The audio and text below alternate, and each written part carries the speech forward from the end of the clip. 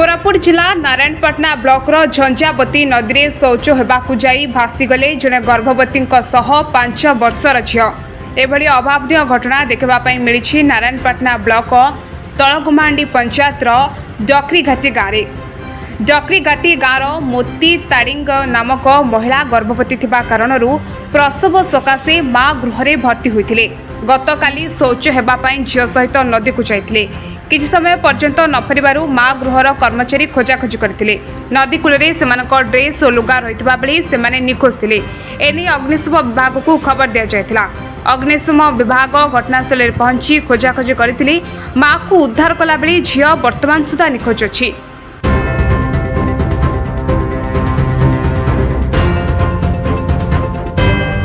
राति हो जाथिबारु अग्निशम विभाग खोजाखोजी करी निराश होते आज सकाळु कोरापुट उपजिलापाल वेणुधर शबर घटनास्थल में पहुंची अधिक तदंत करुछंती।